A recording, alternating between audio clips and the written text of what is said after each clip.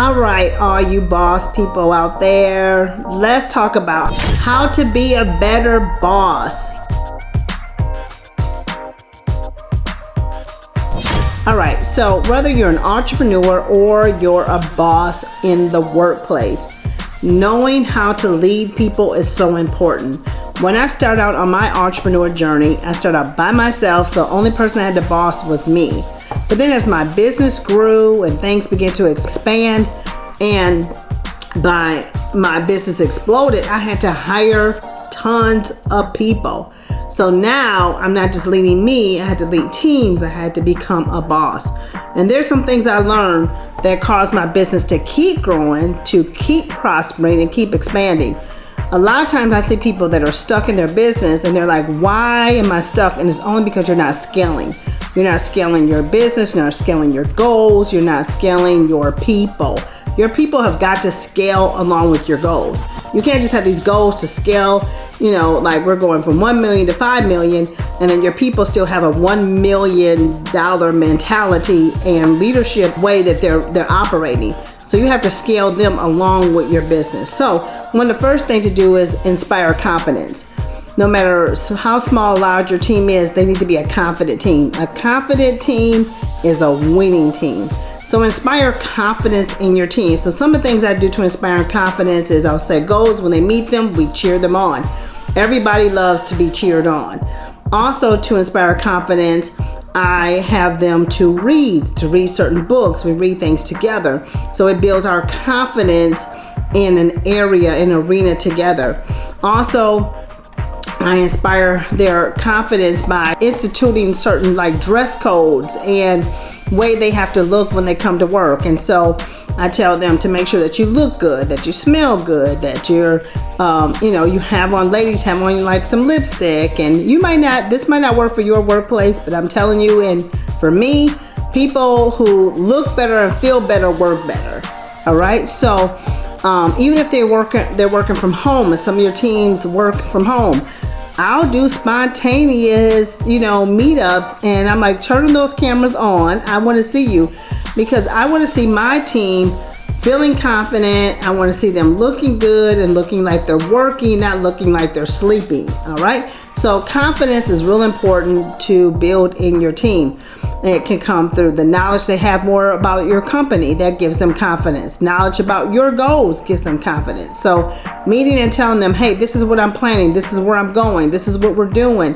And inviting in their thoughts and ideas about meeting the goal. How do you see us getting here? How do you see us meeting this goal? That inspires confidence within themselves and within the company that they can contribute. Another thing is to ask more questions. Ask more questions of your team. Tell them to ask more questions of you to find out what is it that we're working on here. If you're stuck, don't stay stuck for days. Ask the questions you need to do to get unstuck. Sometimes just asking the question can solve a multitude of problems. And so asking questions about their life, asking questions about their work, asking questions about how are they producing. And so all of that makes a big difference. So what happens is a lot of times, we're doing a tour around the world, and we're going to maybe Atlanta to LA to Chicago, starts in Florida. So, we had this tour that we did in all these different cities. And so what I would do is before we went on tour, we would meet and I would ask questions of what do you think we should get out of this? How are we going to relate to the people when we get here? When are you going to be in the room for setup? What is your flight? I have everyone's itinerary, all that kind of stuff. Usually I'm taking care of all that, so I know it anyway, but just so that we're all on one page. Then after the meeting, we would have Q&A. What took place with you? What took place at registration? What took place, in the photo booth even? What took place with getting testimonials? What took place at the sales table? So we would go back and ask questions, and those questions caused us to have better and better and better tours and better and better and better outcomes. All right. So if you want to have a prosperous business, a prosperous team, you got to ask questions, lots of questions. So don't be the leader that doesn't want to ask questions, doesn't want to invade people's privacy.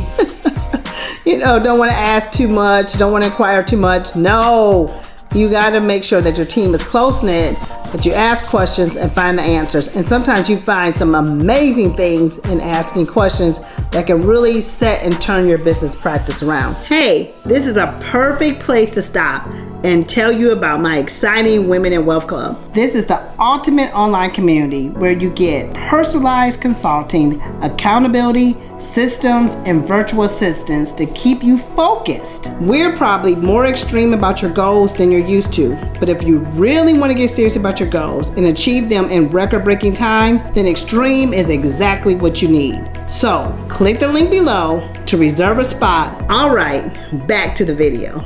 The next thing is find their strengths. Have your team work to their strength, to their bent. What are they bent toward? What are their strengths? What do they do really, really well? Don't try to throw people into doing every single thing, but do what's really, really good for them. So I'm telling you, if you hire somebody to be on the phone and they are really good on the phone with talking to people, maybe closing sales or whatever that is, keep that person in that arena because you're gonna have a better outcome. So find the strength of your people. Some people's strength may be in writing, or some people's strength may be in communications, or some people's strength may be with working with numbers. But what are their strengths? And make sure you place people according to their strengths. And then also within the job description that they do have, what are their strengths? Have them work those up. Have them, make sure that you compliment them on their strengths and make sure that the strengths really work for your company. So make sure that what they're strong in, is that what you need? And if it is, then let's work those things out. Let's get 100% strong with their strength so that you can have a more prosperous company. And then the last thing is either delegate or eliminate. All right. So we gotta learn how to show our team how to delegate, but we also got to be able to delegate as leaders, as bosses.